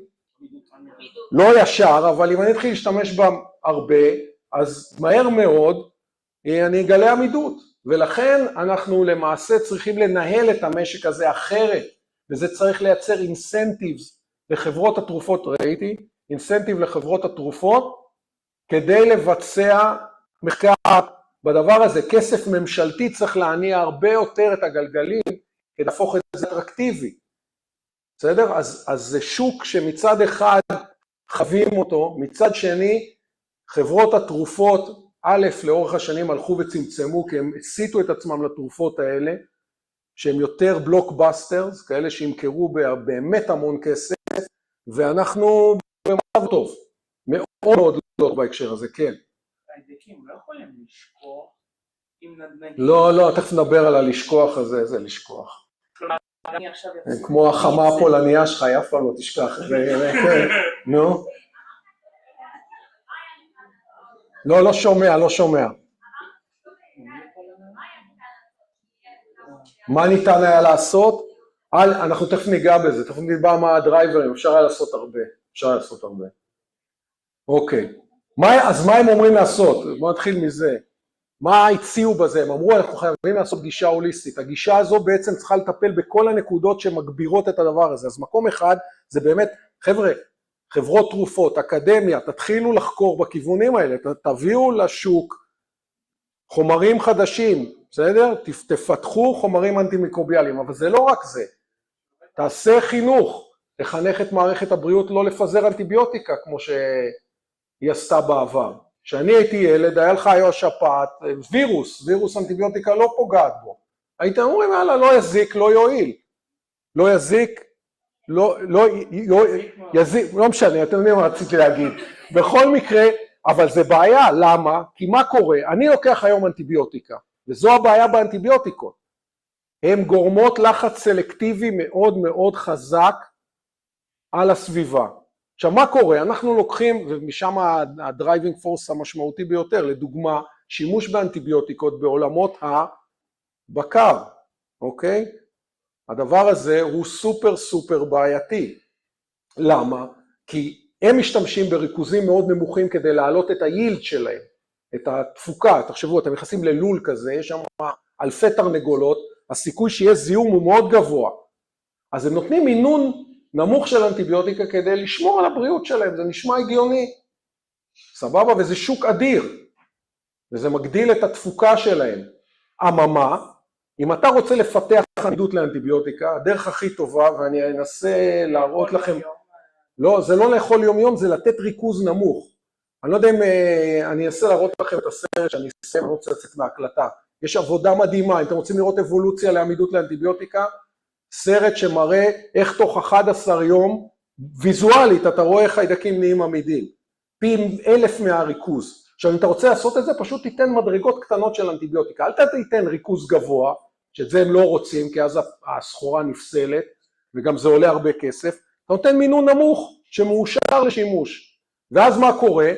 חיידקים רואים ריכוז נמוך, הוא לא מעכב אותם מאוד מאוד חזק, אבל זה מספיק בשבילם, בשביל ללמוד איך לפתור את הריכוז הזה, והם מפתחים איזושהי דרך להתכונן בפניה.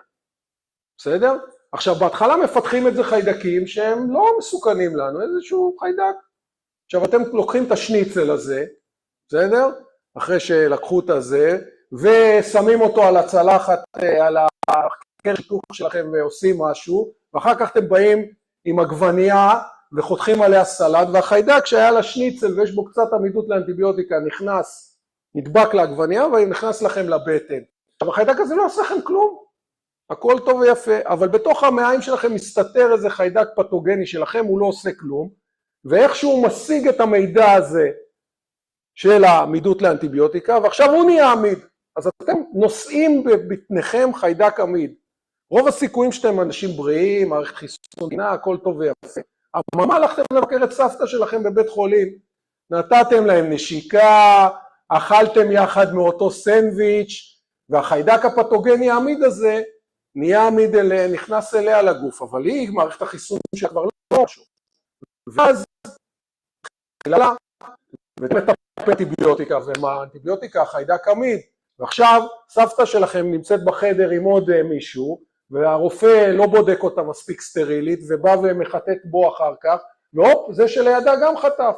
וזה הסיפור של העמידות לאנטיביוטיקה, היא זולגת משפיכה של כמויות מאוד מאוד גדולות של חומרים אנטי-מיקרוביאליים, שאני מדבר על חומרים אנטי-מיקרוביאליים, זה לא רק אנטיביוטיקות, כל סבון וכל, תסתכלו על האבקת כביסה שלכם, כמה מתגאים, יפה, אנטי-מיקרוביאלי 99.99 הרג, מה זה? זה חומר שמקשה על חיידקים, הוא מקשה על חיידקים, הם מנסים למצוא את הפתרון, ברגע שהם מוצאים את הפתרון, הם השטפנים הכי גדולים, אם אתם חושבים שאנחנו יודעים לשחזר, הם מעבירים את המידע הזו בצורה מאוד מאוד יעילה ביניהם, וזו הבעיה הגדולה, ואת זה נצטרך לעשות. כלומר, אנחנו חייבים מצד אחד להגביר ייצור, אנחנו צריכים לצמצם שימוש, אוקיי? בין אם זה בקליניקה או בזה, אנחנו צריכים לשפר את המצב התברואתי בזה, טיפול יותר טוב בשפכים, לצמצם שפיכה של חומרים אנטי-מיקרוביאליים לסביבה, בסדר? כל הדברים האלה, שוב, לשפר תזונה בעולם, דברים שיחזקו את המערכות החיסוניות, כדי שאנשים יותר ידעו להתגונן בפני עצמם, בפני החיידקים האלה.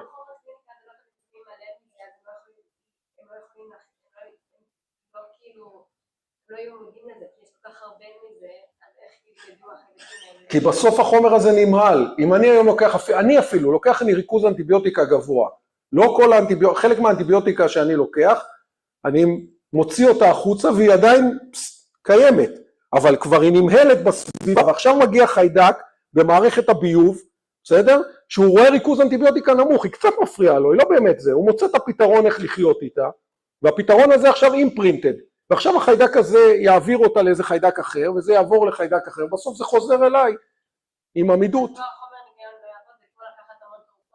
אז חומרי ניקיון מפציצים אותך בדבר הזה, יש אקונומיקה, אין עמידות לאקונומיקה בריכוזים שאנחנו משתמשים, זה ריכוז גבוה מדי, בסדר? אבל בסופו של יום, אני גם אקונומיקה זה לא הריכוזים שאני לא משתמש באקונומיקה, יש גם גבול כמה אני יכול להעלות אנטיביוטיקות, זה, כשאני אומר לכם שחיידקים עמידים, זה לא אומר שאם אני אקח קילו מהחומר הזה ואשים לו אותו על הראש, הוא לא ימות, אבל אם אשים קילו מהחומר הזה גם על הראש שלך, גם את לא תשרדי. אז זה הכל עניין של... נכון, עולמות הניקיון אין בעיה לשפוך, רק יש לזה מחיר. אז כמו שאמרתי, המקומות שבהם אנחנו חושבים שהנקודות שבהם זלגנו ועשינו רע, היה נקודה של שימוש באמת בבקר, ושימוש גם בתחום של הרפואה. רופאים היו עם יד, היום הם קצת אפילו לכיוון ההפוך בחלק מהמקרים, אבל אולי זה לטובה, אבל היו מאוד קלים על ההדק לשחרר תרופות ואנטיביוטיקות לסביבה, אוקיי? לפציינטים. יש לך וירוס, תיקח גם אנטיביוטיקה, זה לא יזיק, בסדר? אתה תהיה מוגן.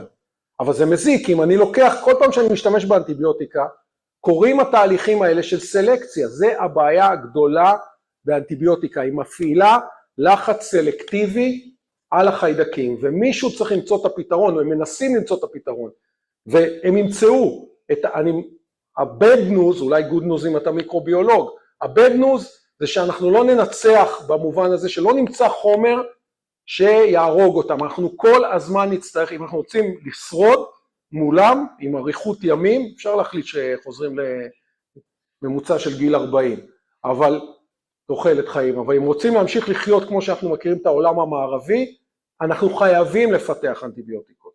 בסדר? לא, אין זה, כל הזמן, הפס הזה, הליין הזה, היכולת הזאת צריכה להיות בבסיס של חברות התרופות. כי זאת תהיה, אנחנו נהיים עולם צפוף יותר, מזון תעשייתי יותר, בעיות של מים, בעיות זיהום, כל הדברים האלה הם קרקע פוריה למחלות אינפקטיביות, בין אם ויראליות ובקטריאליות ועמידיות לאנטיביוטיקה. אז הקרב הזה הוא קרב סופר סופר חשוב, להגיד לכם שאני אופטימי, אני לא כך אופטימי, כי זה תהליכים שמאוד מאוד קשה להתניע, אוקיי? עדיין עולמות שוב, אני כן אפשר להיות אופטימיות מאיך העולם מתגייס ברגע שקורונה תקפה ברמה הגלובלית, זה יהיה הרבה יותר קשה לפתרון, לא יהיה פתרון זבנג וגמרנו, זה לא שיהיה חיסון לעמידות לאנטיביוטיקה, ואנחנו נצטרך באמת עקב בצד אגודל לבוא עם חומרים כל הזמן, כן.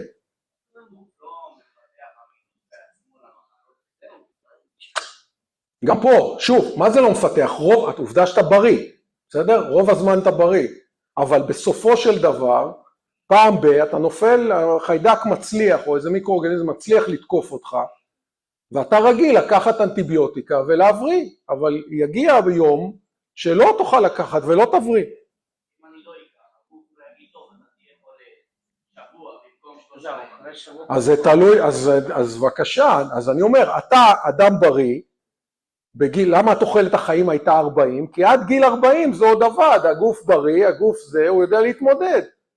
לך לבית חולים, יושבים שם אנשים בני 60, 70, 80, הגוף שלהם לא יודע להתמודד עכשיו עם חיידק שמתרוצץ להם בדם, הוא לא יוכל להתמודד, אתה חייב לתת אנטיביוטיקה, לא תיתן, הם לא יהיו פה תוך יומיים, לא יעזור. אז זה אמרתי, אני התחלתי מזה שאם נחליט שאנחנו מוכנים, יכול להיות שיש לצדדים חיוביים בהסתכלות של הכוכב האומלל הזה שאנחנו חיים בו, שתוחלת החיים תראה דרמטית, אבל ואני אגיד גם, שוב, הבעיה הגדולה היא שגם אתה לוקח for granted מצב שאתה זוכר פעמים שהיית חולה ולקחת אנטיביוטיקה והבראת. זה יכול, או נתתי את הדוגמה של דלקת בדרכי השתן. דלקות בדרכי השתן, אם הן לא מטופלות, הן יגיעו לכליות, ובכליות זה נהיית מחלה קשה שהגוף שלך כבר יותר קשה לו להתמודד. אוקיי? זה לא, וזה כבר מצבים שאתה צריך, אם לא תצליח לטפל, זה כבר, גם בן אדם צעיר יכול להיפגע מזה. אז זה מאוד מאוד טריקי, דלקות ריאות שמגיעות אחרי הדבקות ויראליות, המצב לא טוב. בקיצור, כן. שני שאלות קצרות. דבר ראשון, אין לנו שום עמידות לאלכוהול לחיידקים? כאילו, אלכוהול אנחנו יכולים לחפק כמה שניים? אתה רוצה לשתות ולהבריא, אני מבין.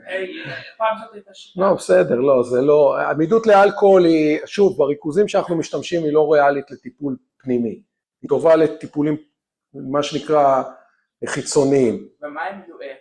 לא הזכרת את זה בכלל. פעם האמינו ש-UF או קרינה מסוימת הורגת חיידקים. אז יש היום דברים של פוטותרפיה, לאו דווקא UF, אלא שימושים בכל מיני חומרים שעוברים אקטיבציה, לא נפוץ, וגם בעיקר טיפולים לא פנימיים, טיפולים על פני האור, אקנה, כל מיני כאלה, פצעים כרוניים. יש מדינות שעד היום יש את המנורות האלו, אני לא יודע אם זה בארץ, מנורות הסגולות האלו. נו, זה, בסדר, זה חיטוי, זה לא, אבל זה לא ברמה, זה ברמה שאתה יוצא מהחדר ואתה מחטא, אתה לא תקרין UVF6 אנשים, זה מסרטן, בסדר, אבל זה לא, זה לא טיפול. זה לא, השיטות לשפתוח חמת UV לחתך, עושים שימושים מי חמצן, באוזון, עושים כל מיני דברים לחטות את הסביבה, אבל זה לא עובד. זה יכול לצמצם, זה לא מונע באופן מוחלט. טוב, מנגנוני עמידות. אז מה עם מנגנוני העמידות הנפוצים? אוקיי, יש לכם פה את האנטיביוטיקה, יש לכם את הטרגט, האנזים, ריבוזום, טרנספפטידאז, לא משנה, הוא בדרך כלל תוך תאי. מה האופציות? אז איך אתה נהיה עמיד? תגידו לי אתם. נו, תזרקו, איך אפשר להיות עמיד? לא, בסדר, מוטציה, סבבה, תכף ניגע בזה לפני. יותר פשוט.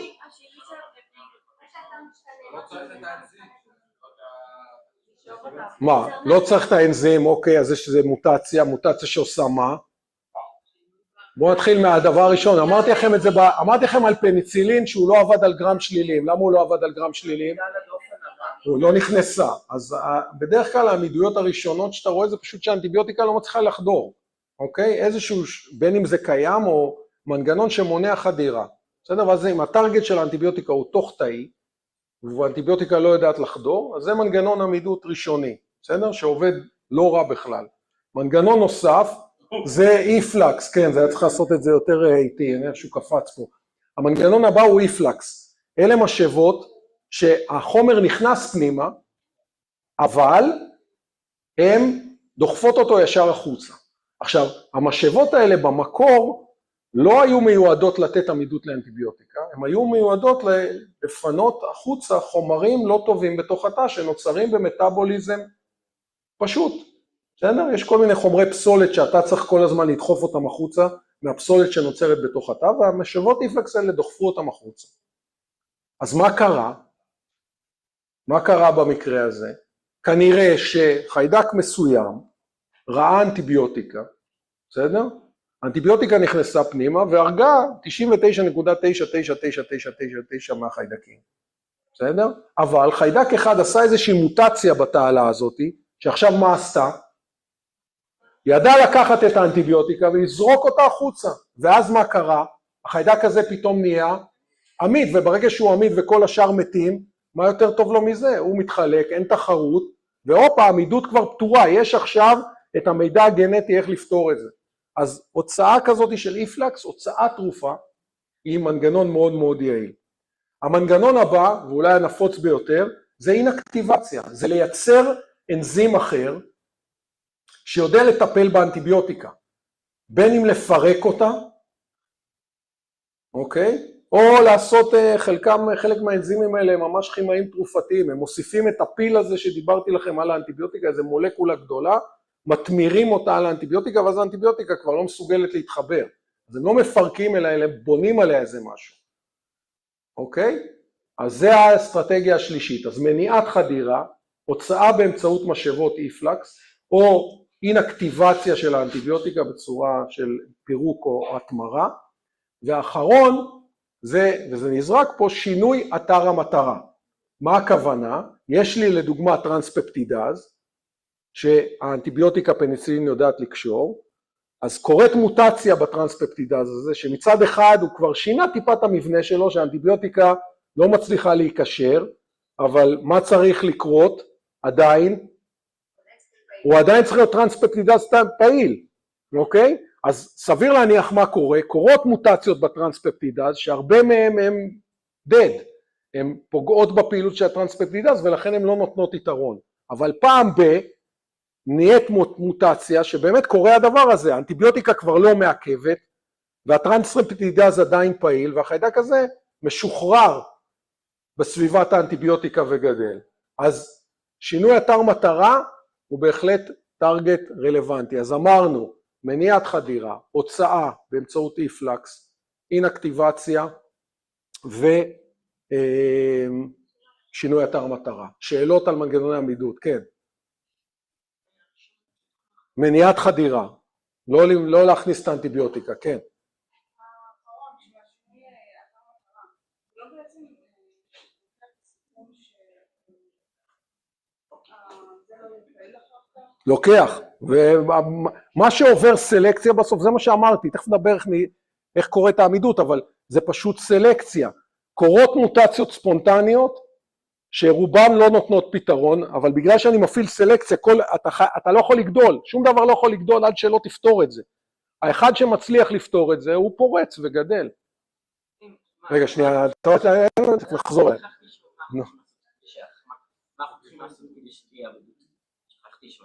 מה אנחנו צריכים לעשות כדי למנוע עמידות? אז אמרנו, לפתח אנטיביוטיקות חדשות, לצמצם שימוש באנטיביוטיקה, בזה, לשפר טיפול בשפכים כדי שהאנטיביוטיקה שנשפכת לא תגיע במבנה שהיא הרגיל שלה וכדומה, כן.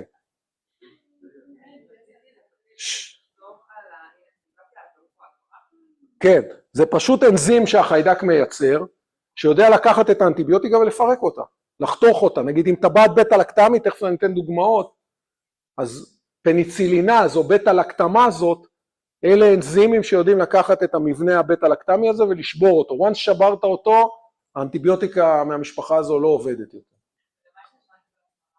התמרה זה פשוט אנזים שבמקום לפרק את האנטיביוטיקה, הוא לוקח איזה, נגיד, קבוצת מטיל, ומחבר אותה לאנטיביוטיקה. הצ'ופצ'יק הזה בעצם הוא צ'ופצ'יק שמשנה את המבנה, והיא כבר לא מסוגלת להיקשר. זה אינפלקס, נכון? לא, זה התמרה. התמרה שזה, מה זה, אין אקטיבציה שלו? אין אקטיבציה או על ידי פירוק, או על ידי התמרה. איפלקס לא משנה את האנטיביוטיקה, הוא פשוט דוחף אותה החוצה. בסדר? אנטיביוטיקה פעילה. בסדר? היחידי דרך אגב שמשנה את האנטיביוטיקה בכל המערכת הזאת זה האינאקטיבציה. מניעת חדירה, הוצאה או שינוי אתר מטרה, האנטיביוטיקה לא משתנה, היא נשארת אותו דבר. בסדר? אוקיי. כן.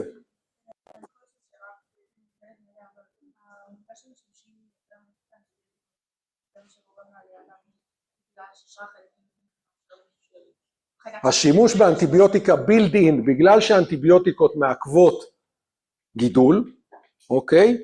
עצם, ברגע שאתה משתמש באנטיביוטיקה, התחיל שעון העצר על מציאת עמידות, כי החומרים האלה שמעכבים גידול, הם יוצרים כוח סלקטיבי מאוד חזק לחיידקים לפתח עמידות. אז תלוי, אני לא רוצה להיכנס לזה, זבי, בואו לא נסבך את האירוע. כן. עוד? יופי. טוב, אז אמרנו, preventing entrance, דיברתי על הנושא של פניצילין, שהתחיל, לא היה יעיל כנגד חיידקים גרם שליליים, פיתחו כאלה שיכלו לחדור יותר טוב, איפלקס, דיברתי לכם איך זה קורה, התחיל ממשאבות שהוציאו פסולת והתפתח, אינאקטיבייטים, בטא-לקטמה הזאת, בסדר? זה האנזימים הכי נפוצים לפירוק של כל עולם החומרים הבטא-לקטמיים, בטא-לקטמה הזאת, לבטא-לקטמים. ושינוי אתר המטרה, אמרנו, שינוי בריבוזום או טרנספפטידאז. עכשיו, כל נושא העמידות והעברה שלו, אז קודם כל אנחנו מדברים על שני, נקרא לזה אסטרטגיות. האסטרטגיה הראשונה, תסלחו אני אקפוץ שקף אחד, המנוע המרכזי הוא העובדה שחיידקים מכניסים טעויות תוך כדי שכפול של DNA. בסדר? עכשיו, מה היתרון הגדול של חיידקים? א', המספרים שלהם, 2, זמן דור קצר יחסית, כן? חלקם מתחלקים תוך 20-30 דקות, ו4, הם לא בוכים על מתיהם. כל מה שהם צריכים זה שאחד ימצא את הפתרון, והוא יהיה המשך של הדור הבא. אז בעצם מה קורה? חיידקים האלה, יש דייברסיטי מסוים באוכלוסייה, כן? כל פעם שהם מתחלקים, הם מכניסים מוטציות. עכשיו תוסיפו לזה פתאום משהו סלקטיבי מאוד מאוד חזק, שזה אנטיביוטיקה, שחוסמת את כל מי שלא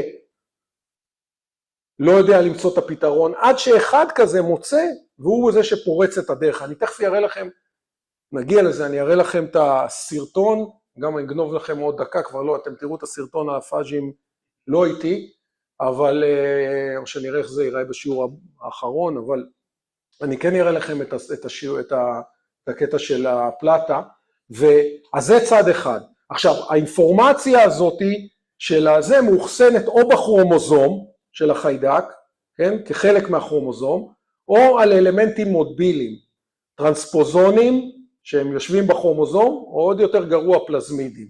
ובשנות ה-80 גילינו את הנתון הנוראי והמפחיד של פלזמידים שהם הופכים להיות דאטאבייסס לעמידות לאנטיביוטיקה, הם נקראים resistance plasmids, ובעצם החיידקים אוגרים בתוך הציטופלזמה שלהם, פלזמידים, כן, שיכולים לעבור מחיידק א' לחיידק ב', לא רק כשהם משתכפלים כשהחיידק משתכפל, אבל חיידק אי-קולי שיש לו פלזמיד כזה, יכול להעביר את הפלזמיד הזה לחיידק פסודומונס, ובצורה כזו להעביר כמו דיסק און קי, את כל העמידות לאנטיביוטיקה. עכשיו, תראו מה זה, הפלזמידים האלה נהיים דיסק און קי לעמידויות, תסתכלו, סולפה, תרופות סולפה, כלורמפניקול, לא משנה, אמינוגליקוזידים, מונים סינתזת חלבון, וכספית. אף אחד מכם לא מטופל בכספית, כן, אני מקווה, אבל מבחינת החיידק כספית זה חומר בריא, הוא רעל, אז הוא מקטלג אותו כמשהו שגורם לו לטוקסיות, וזה יושב ב-resistant plasmid הזה. עכשיו, מישהו שאל אותי, האם הם נוטים לשכוח? כן? כן. לא. בסדר? אחת הבעיות היא שוואנס הפלזמיד הזה נכנס, מאוד מאוד קשה לנו לאבד אותו. התהליכים שאנחנו מנסים להפעיל במעבדה הם תהליכים מאוד אקסטרימיים, חימום וגידול המון זמן ללא אף אחת מהאנטיביוטיקות. אבל אתם צריכים להבין שמספיק שהוא יראה חלקיקים קטנים מהריכוזים של איזשהו מהחומרים האלה, וברוך השם יש לך פה בנק של חומרים, זה ישמור על הפלזמיד, כי הוא צריך אותו.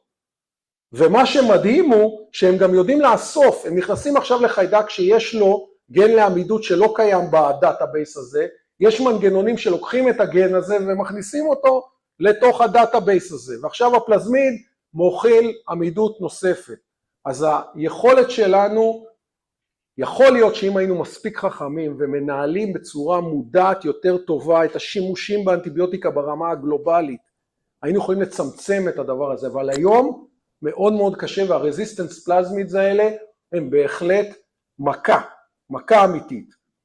אז איפה כן, מעבר לזה שיש כן חיפוש של חומרים חדשים? אהוד? כן. ההפעלה של הגנים האלה שנמצאים על הפלסמיד היא על ידי קליטה של, כאילו של טריגר ברפרסור, איך זה עובד? בדרך כלל האנטיביוטיקות מפעילות אותם, זאת אומרת, הם לא מפעילים את כל הגנים כל הזמן, הרגולציה היא כזאת שבתוך חלק מהקסטות האלה מכילות את האלמנטים הרגולטוריים, כדי שהחיידק יפעיל את זה רק כשהוא רואה את האנטיביוטיקה. כאילו זה עובד על אותו עיקרון של הלקופרון? כן, בגדול, כן, אקטיבטורים או רפרסורים או מה שצריך, לא ניכנס לזה. אפשר שאלה? כן. השאלה שלי זה, האם יש כיוון או התחלה של טיפולים כנגד כל העברות או ההוריזנטליות? אז מנסים, אבל זה רק ברמה האקדמית, לא ברמה התרפויטית, אין. לנסות למנוע הורזונטל ג'ין טרנספר, זה נקרא העברה אופקית, בין חיידק עמיד לחיידק לא עמיד, מאוד מאוד קשה. מה שכן תופס תאוצה, וזה הכיוון של פייג' תרפי, בסדר? שימוש למעשה בבקטריופאז'ים, אני לא יודע כמה למדתם, אבל בקטריופאז'ים יכולים להיכנס לאחד משני מסלולים. מסלול אחד זה המסלול הליזוגני, זה מסלול שבו בעצם הבקטריופאז' תוקף את החיידק, אבל הוא לא משמיד אותו, אלא ה-DNA שלו משתלב בכרומוזום, וחלק מהמקרים במצב הזה דרך אגב מגיעים, גם יכולים להגיע גנים לעמידות. זה לא המצב שאנחנו מחפשים. מה שמשתמשים בו בקליניקה הוא המסלול הליטי, מסלול שבו הפאז' תוקף את החיידק, ובעצם הופך אותו למפעל של ייצור של פאז'ים, נוצרים כמה מאות או אלפי פאז' פרטיקלס, החיידק מתפוצץ, והפאז'ים החדשים האלה מקים עוד. היתרון הגדול בפייג' תרפי, זה שזה ספציפי.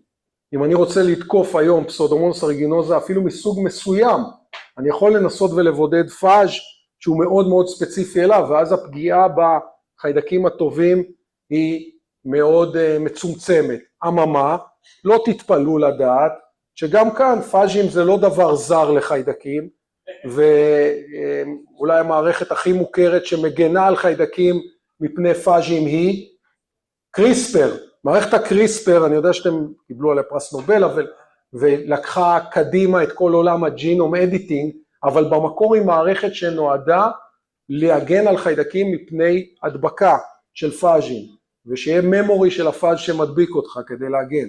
ויש עוד עשרות מערכות כאלה, אז היכולת גם בעולם הפאז'ים, זה לא ייגמר שאני אמצא איזה פאז' אחד וזהו, החיידקים רגישים ובזה זה נגמר, אנחנו נצטרך כל הזמן לייצר פאז'ים חדשים, או להיכנס עם קוקטיילים של פאז'ים, או כל מיני תהליכים כאלה.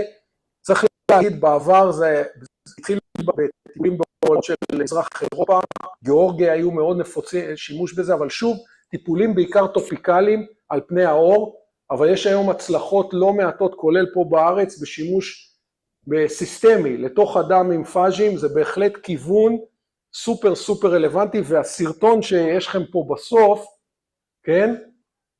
הוא תעשו פשוט קופי זה, הוא יראה לכם את הסיפור של בן אדם שעבר תהליך כזה של טיפול לאור זה שלא היו אנטיביוטיקות לטפל, הוא נדבק במצרים אם אני לא טועה בזן מאוד מאוד עמיד, והדרך היחידה לטפל בו בסופו של דבר הייתה באמצעות פאג'ים, והנושא הזה היום הוא עושים אינג'ינירינג של הפאג'ים, מנסים לשנות את היכולת שלהם והספציפיות שלהם, וכל מיני קוקטיילים ועוד כהנה וכהנה, אבל אני ממש חשוב לי, רגע אני אעשה סטופ, בואו נראה אם אני אצליח להעלות לכם את זה. אבל אין תגובה חיסונית נגד הווירוס כמו שאתה מסביר?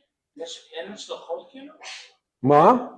הווירוס עצמו שמוכן גם לא יש תגובה.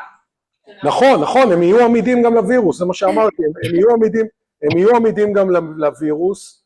רגע, מה אנחנו? לא, אז זהו, אז בסיסטמי חשבו שיהיה בעיה, אבל, רק שנייה, תנו לי רגע, אני לא טוב בשוני, לאב מגה פלייט, בואו נראה זה יעבוד. דרך אגב, בבית אתם רואים את המסך שלי עכשיו? כן. כן, אתם רואים את... רואים? סבבה. טוב, אז מה שאתם רואים פה, רגע, תכף נדלג על ה... תן לו לעבור. זה חוקר ב... רגע, שנייה, זה מגה פלייט, זה פלטה באורך של 1.5 מטר, בסדר? זה דרך אגב חוקר מהטכניון, הוא מחלק אותה, אתם רואים, לאזורים, בסדר? זה מתחיל המלבנים הכי בקצוות הם באפס בריכוז של האנטיביוטיקה, המלבן הבא יש בו 1 מייקרוגרם, או לא משנה כמה, פי 10 אחר כך, פי 100 ופי 1000. עכשיו הוא מדביק את החיידקים הרגישים לגמרי בקצוות, כן? באפס. באפס אין להם בעיה לגדול, מה שאתם תראו זה שהם גדלים ונתקעים, למה הם נתקעים? כי כשהם מגיעים לאזור של האחד יש אנטיביוטיקה, זה מקשה עליהם, אבל אתם תראו שלאט לאט, אתם רואים, מתחילים הנצות, קורות מוטציות פה, עד שמישהו מהם מוצא פתרון, תכף אתם תראו את זה, אני מקווה שזה ירוץ, הופ, אתם רואים? אלה מצאו פתרון, והם עמידים כבר באחד מייקרוגרם, ועכשיו הם מתפשטים. אתם רואים, הם מתחילים לגדול וממלאים.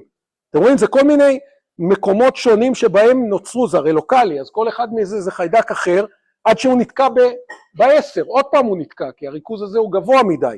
ואז עוד פעם, מוטציה, והופ הוא רץ. ותוך 11 יום, החבר'ה האלה העלו את הריכוז לאנטיביוטיקה פי 1000, היא כבר נהייתה לא רלוונטית קלינית. עכשיו, המדהים הוא, הם אוספים את זה, את ההנצות האלה, והם מסוגלים לראות מה היו המוטציות שקרו בתוך התהליך הזה. אוקיי? אז זה מה שקורה בטבע. נוחתת, לא במהירות הזו, כי זה תנאים אידיאליים, וגם הם רואים ריכוזים הולכים ועולים, אבל זה מה שקורה בטווחים שאני אמרתי לכם, שתוך 2-3 אנחנו רואים את העמידות, אז תוך 2-3 אנחנו רואים את העמידות, זה אומר שזה מאיזשהו חיידק בטבע שעשה את מה שראינו פה, זה כבר הגיע חזרה לקליניקה, לחיידקים שהם רלוונטיים.